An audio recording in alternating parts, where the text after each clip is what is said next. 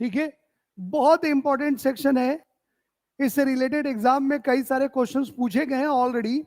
तो हम लोग एकदम बेहतर तरीके से इस सब्जेक्ट को आज करने वाले हैं, जिससे आपको कोई परेशानी नहीं होगी।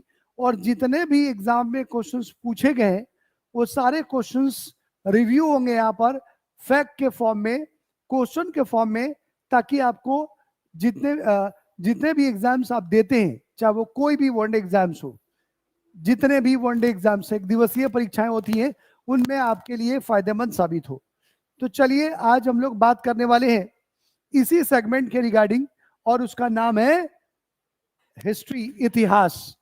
तो सबसे पहले मैं आपको बताऊंगा कि वो कौन कौन से टॉपिक्स हैं जो अपने एग्जाम के लिए इंपॉर्टेंट है, और उन टॉपिक से किस तरह के क्वेश्चंस पूछे गए हैं उसके बारे में। ठीक है, इलेक्ट्रिकल इंजीनियरिंग, प्रणाम, नाम बताओ, नाम क्या है तुम्हारा? आइए, तो हिस्ट्री को पढ़ने और समझने के दृष्टिकोण से इसको 3 पार्ट में बांटा गया है बॉस। इसके 3 पार्ट हैं जिसको हमने पढ़ना है, जो अपने एग्जाम में इंपॉर्टेंट है। ठीक है, ओके। सुमित, वेरी गुड, स्वागत है सुमित आपका डे टू ड्रीम क्लासेस में। ठीक है, तो आइए हम लोग बात करते हैं यहां पर। 1 मिनट।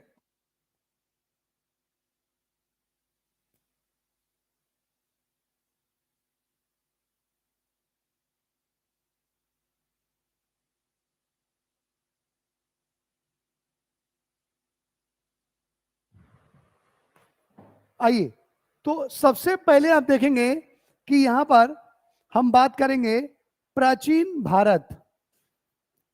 ठीक है, एंशियंट इंडिया। ठीक है, दूसरा पार्ट है बॉस, इसको हम बोलते हैं मध्यकालीन भारत। ठीक है, मिडाइवल इंडिया। और तीसरा पार्ट है बॉस, इसको हम बोलते हैं आधुनिक भारत, अर्थात मॉडर्न इंडिया। ये 3 पार्ट है बॉस जो अपने एग्जाम में पूछे गए हैं, और इससे अलग कुछ भी नहीं पूछता है। सिंपल अपने को ये काम करना है। तो आइए देखते हैं हम लोग इसको कि इसमें वो कौन कौन से टॉपिक्स हैं जो अपने एग्जाम में पूछे गए हैं। विश्वजीत, इवनिंग वाली क्लास होगी या? हाँ सर, विश्वजीत बिल्कुल होगी। इवनिंग वाली क्लास मॉर्निंग में 11 o'clock हिस्ट्री की, और 8 o'clock शाम को 8 बजे पॉलिटी की क्लास। दोनों ही क्लासेस रेगुलर चलेंगी, विदाउट एनी इंटरप्शन, बिना किसी रोक टोक के। ठीक है, दोनों ही क्लासेस चलेंगी विश्वजीत। ठीक है, आइए, तो सबसे पहले हम बात करते हैं कि प्राचीन भारत में क्या क्या चीजें हमने करनी है। ठीक है, आइए सबसे पहले देखते हैं। पहला पार्ट है बॉस, इसको हम बोलते हैं सिंधु घाटी की सभ्यता। ये हमारा पहला टॉपिक है, सिंधु घाटी की सभ्यता। दूसरा टॉपिक है बॉस इसका, इसको हम बोलते हैं वैदिक काल। ठीक है, वैदिक काल दूसरा टॉपिक है जिससे एग्जाम में क्वेश्चन पूछे जाते हैं। तीसरा टॉपिक है जी, उसको हम बोलते हैं महाजनपद। ठीक है, ये पूछा है। फिर चौथा टॉपिक है बॉस, इसको हम बोलते हैं बौद्ध धर्म और प्लस जैन धर्म। ये दोनों से रिलेटेड एग्जाम में क्वेश्चन पूछे गए हैं। फिर उसके बाद पांचवा टॉपिक है, वो है मौर्य साम्राज्य। मगध पर भी बात करेंगे हम लोग, और इसी मगध के साथ मौर्य साम्राज्य पर। और मौर्य साम्राज्य के बाद आता है गुप्त साम्राज्य। ठीक है, ये वो टॉपिक्स हैं जिससे सबसे ज्यादा क्वेश्चन पूछे गए हैं, और 100% पूछे ही जाते हैं। ये याद रखिएगा, ये टॉपिक्स जो मैंने लिखे हैं एंशिएंट के, प्राचीन भारत के, ये मोस्ट इंपॉर्टेंट टॉपिक है। और हम लोग कहते हैं ना कि सर कौन सा टॉपिक पढ़े, कौन सा छोड़ दें, कुछ मोस्ट इंपॉर्टेंट टॉपिक बता दो सर जिसको करना चाहिए।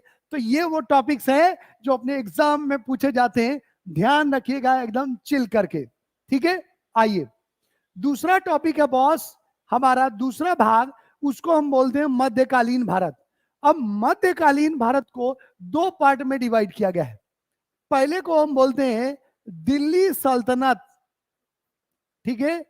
और ये शुरू होता है बॉस, आप देखेंगे गुलाम वंश से लेकर, ठीक है, गुलाम वंश से लेकर कहां तक, लोधी वंश तक, ठीक है। गुलाम वंश से लोधी वंश तक चलता है दिल्ली सल्तनत। और फिर दूसरा होता है बॉस कहां पर, मुगल, मुगल साम्राज्य।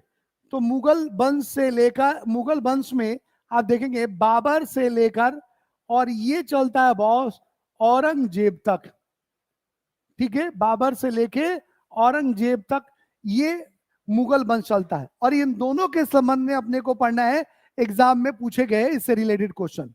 फिर हम आधुनिक भारत की बात करते हैं। आधुनिक भारत में पहला टॉपिक है भारत में यूरोपियों का आगमन। किसका, तो भारत में यूरोपियों का आगमन, ठीक है, ये हमारा पहला टॉपिक है जो एग्जाम में पूछा गया है। फिर उसके बाद दूसरा टॉपिक है कि ब्रिटिश साम्राज्य की स्थापना कैसे हुई भारत में। तो ब्रिटिश साम्राज्य की स्थापना के संबंध में हम लोग बात करेंगे, ठीक है।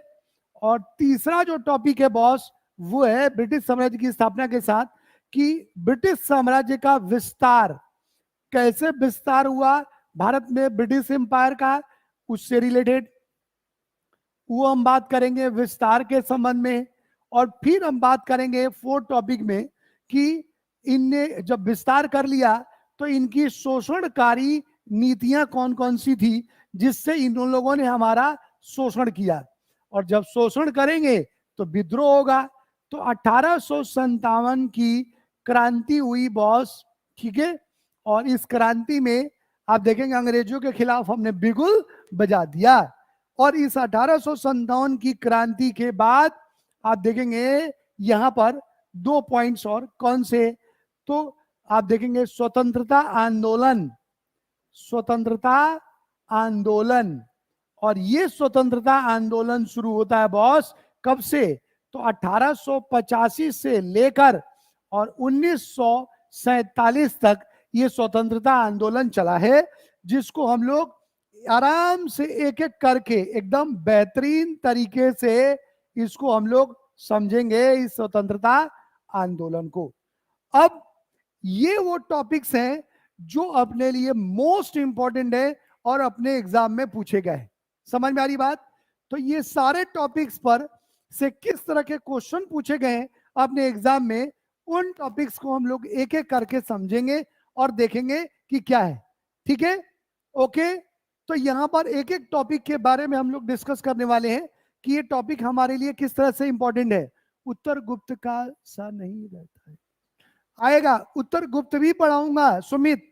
उत्तर गुप्त में कौन कौन सी वंशावली आई, उत्तर गुप्त ही नहीं उत्तर मौर्य काल भी पढ़ाऊंगा, जिसमें हिंद यूनानी शक पहलव कुषाण।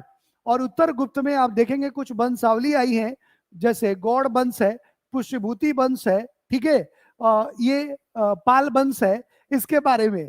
तो वो सिर्फ वहां पर उनके संस्थापक और उनका नाम और उनकी राजधानी, उसमें एक ही वंश पढ़ना है, पुष्यभूति वंश, हर्षवर्धन का काल, जिसको हम लोग करेंगे। तो कोई भी ऐसा टॉपिक नहीं है जो आपका छूटे। यहाँ पर सारे टॉपिक्स के बारे में हम लोग बात करेंगे एकदम बेहतरीन तरीके से लाइव। रिकॉर्डिंग में दिक्कत ये होती है कि कई बार हमें चीजें समझ में नहीं आती तो हम सवाल जवाब नहीं कर पाते, पूछ नहीं पाते।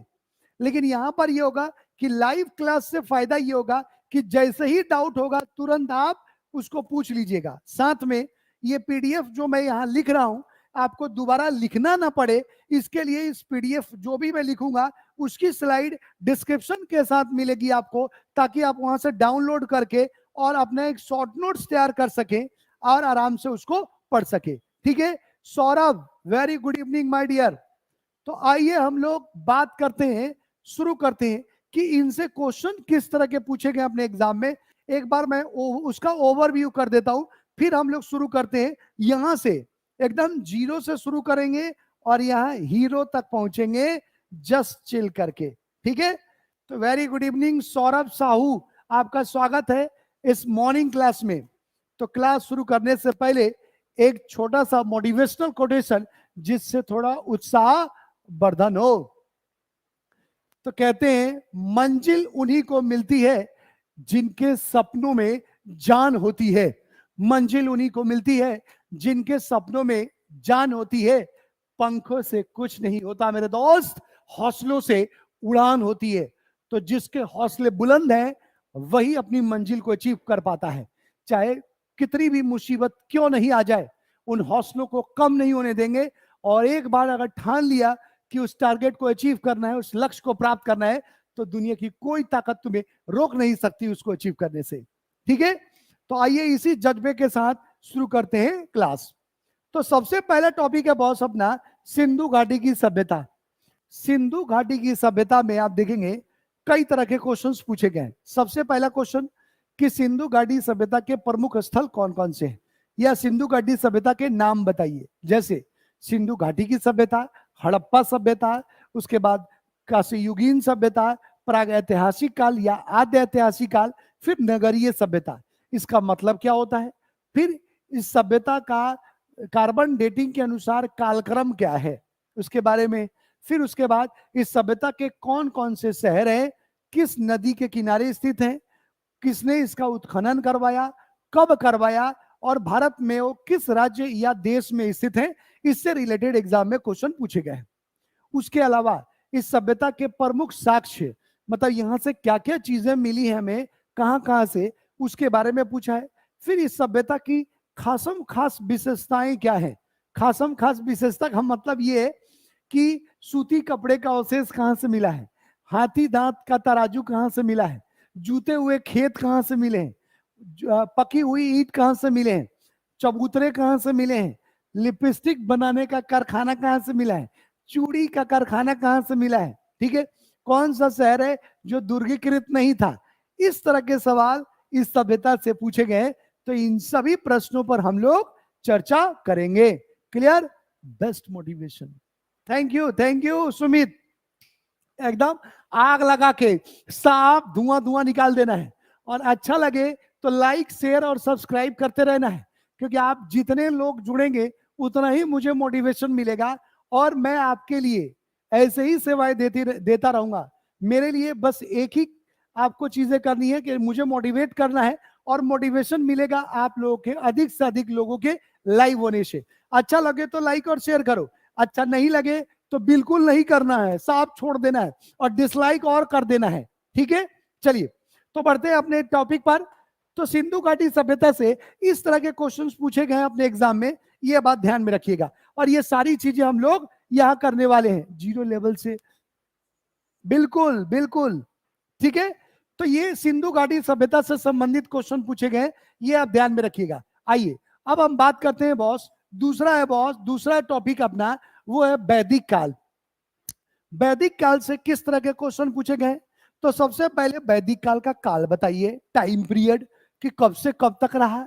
दूसरा बताइए भैया कि वैदिक काल जो है वो का है, वैदिक कालवा में का चीज मेंशन है, इसके बारे में भी बात करना है। ठीक है, तो कौन कौन से वेद हुए, उन वेदों में क्या लिखा है, उसके बाद गायत्री मंत्र की रचना किस वेद में लिखी गई है, किस मंडल में की गई है, उसके बाद मुंडको उपनिषद किस उपनिषद में है, ठीक है, कि उसके बाद गायत्री मंत्र किस देवी देवता को आराध्य मानकर गाया गया है, उसके बाद उपनिषदों की संख्या कितनी है, वेदांगों की संख्या कितनी है, ठीक है, ये सारी चीजें, वेदों को पढ़ने वाले को क्या कहा गया है, उसके बाद जो ऋग्वैदिक काल की प्रमुख नदियां हैं वो कौन कौन सी हैं, दशहरा के युद्ध कब लड़ा गया, किसके बीच लड़ा गया, कौन कौन सी पवित्र नदियां थी, इस काल में कुछ प्रमुख दर्शन लिखे गए, फिलॉसफी, वो दर्शन कौन से हैं, ठीक है, लोहे की खोज पहली बार कब हुई, ऋग्वेद में यजुर्वेद में लोहे को क्या कहा गया है,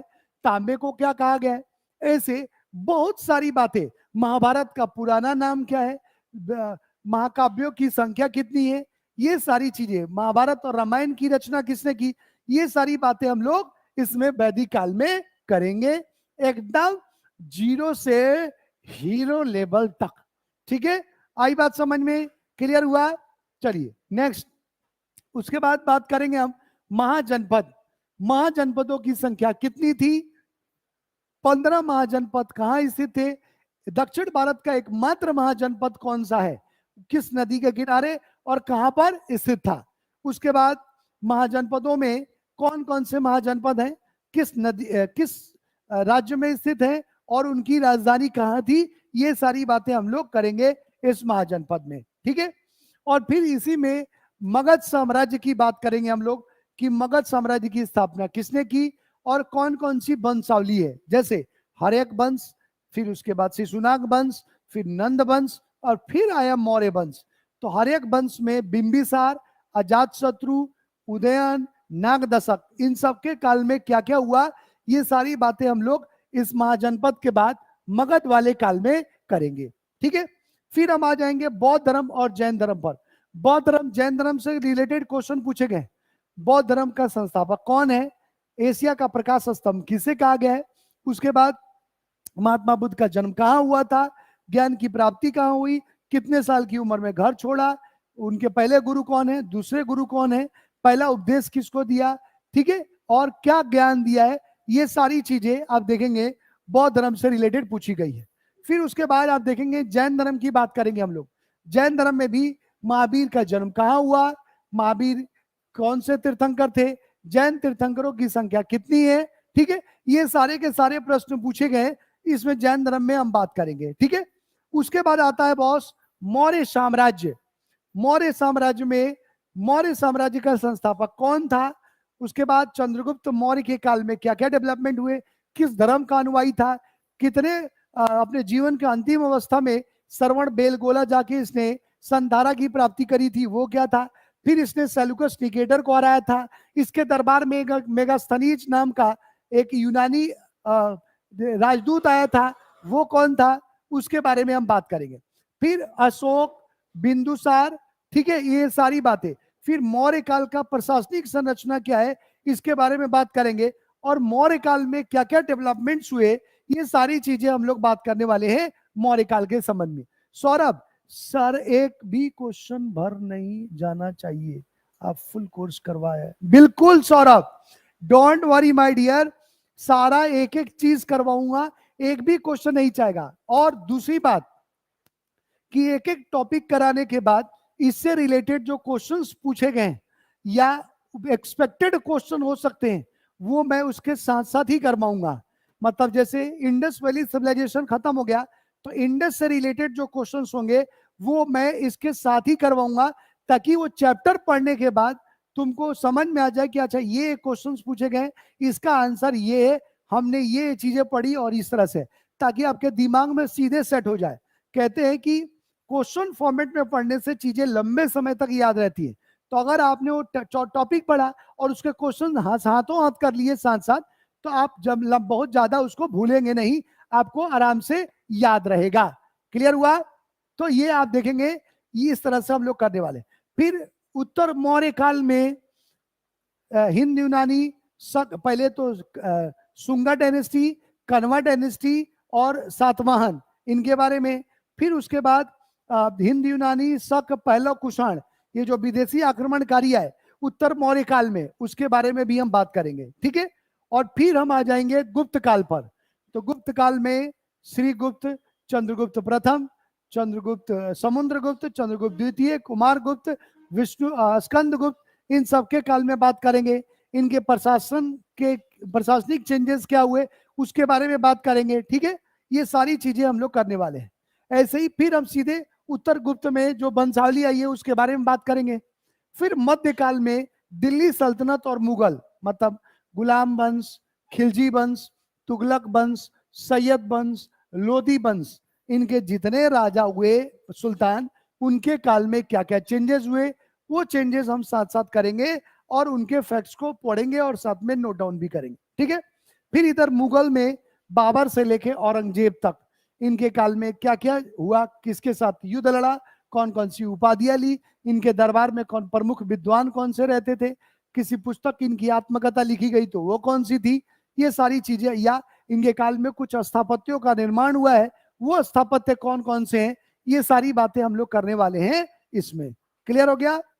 यहां तक क्लियर हुआ? सौरभ, सुमित, विश्वजीत, फटाफट बताइए, यहां तक क्लियर हो गया? ये दोनों पॉइंट्स यहां तक क्लियर हो? हाँ या ना में रिप्लाई करो, मैं देख रहा हूं कमेंट बॉक्स। ठीक है, यहां तक क्लियर हो रहा है? बोलो फटाफट।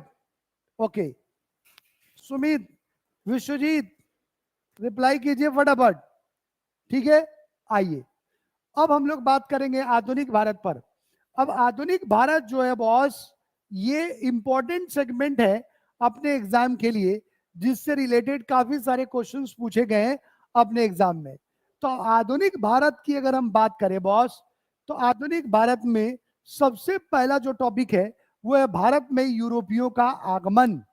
ये पहला टॉपिक है। इसमें 4 तरह के क्वेश्चन पूछे गए हैं। पहला, यूरोपियन कंपनी कौन कौन सी थी, कंपनी का नाम, फिर ये कब कब आए भारत में, उसके बाद इन्होंने पहली फैक्ट्री अपनी स्थापित कब की, और इनका पहला गवर्नर या वायसराय कौन था। ये 4 तरह के क्वेश्चन पूछे गए हैं अपने एग्जाम में यहां इस पहले वाले टॉपिक से। ठीक है, कौन कौन सी, पुर्तगाली, अंग्रेज, डच, स्पेनिश, ये कब कब आए, और इन्होंने भारत में कहां कहां अपनी फैक्ट्री खोली, कौन गवर्नर था, और इनके काल में क्या क्या चेंजेस हुए, ये पूछा गया एग्जाम में। एक बात। दूसरी बात, फिर जब ये आ गए तो इनमें से एक British English east India company जो थी, उसी ने भारत में ब्रिटिश साम्राज्य की स्थापना करी। तो ये कैसे हुआ, इसके बारे में, तो इसमें हम प्लासी का युद्ध, बक्सर का युद्ध देखेंगे, और कुछ इंपॉर्टेंट युद्ध है जिसके बाद इन्होंने भारत में अपने साम्राज्य की स्थापना कर ली, वो कैसे हुआ, ये सारी बातें हम लोग करेंगे इसमें। फिर उसके बाद ब्रिटिश साम्राज्य का विस्तार, विस्तार में हम बात करेंगे लॉर्ड वेलेस्ली और लॉर्ड डलहौजी के काल को, जिसमें इन लोगों ने सहायक संधि और हड़प की नीति के माध्यम से ब्रिटिश साम्राज्य के क्षेत्रों पर अपना अधिकार स्थापित कर लिया। ठीक है, उसके बाद जब अपने साम्राज्य का विस्तार कर लेंगे तो फिर शोषण करेंगे। शोषण में हम बात करेंगे स्थायी बंदोबस्त, मालवाड़ी प्रथा और रैयतवाड़ी प्रथा की बात करेंगे कि वो ये प्रथा कहां कहां पर हुई, किसके किसके साथ हुई, और इस प्रथा के तहत इन लोगों ने किन किन क्षेत्रों पर कितना टैक्स लागू किया। ठीक है, फिर उसके बाद जब शोषण करेंगे तो लोग क्रांति भी करेंगे कि ये क्रांति 1857 की क्रांति कहां हुई, कब हुई और किस तरह से हुई, इसके पीछे कारण क्या थे, और कहां कहां पर किन किन नेताओं ने क्रांति करी, उसके बारे में बात करेंगे। और फिर हम लास्ट में बात करेंगे स्वतंत्रता आंदोलन, जिसमें भारतीय राष्ट्रीय कांग्रेस की स्थापना से लेके और 1947 तक जितने भी डेवलपमेंट्स हैं, मतलब एक एक डेट के साथ कि कांग्रेस की स्थापना कब हुई, बंगाल विभाजन कब हुआ, कांग्रेस का पहला विभाजन कब हुआ, राजधानी स्थानांतरित कब हुई, साइमन कमीशन कब आ गया, रॉलक एक्ट कब आया, जलियांवाला बाग कब हुआ, सविनय अवज्ञा आंदोलन कब हुआ, ये सारा डेट के साथ एक एक करके, कोई भी क्वेश्चन, ठीक है, एक एक करके ये सारे डेट्स अपन लोग इसमें फॉलो करेंगे और इनको समझेंगे। समझ में आई बात? यहां तक क्लियर हुआ?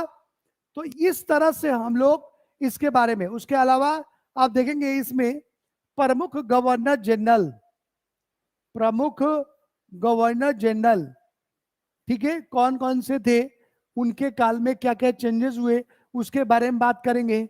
फिर उसके बाद क्रांतिकारी संगठन, उसके कौन कौन से थे, उनके बारे में बात करेंगे। उसके बाद क्रांतिकारी आंदोलन जो हुए हैं उसके बारे में बात करेंगे। फिर कांग्रेस के कौन कौन से अधिवेशन हुए हैं, उन अधिवेशनों के बारे में बात करेंगे।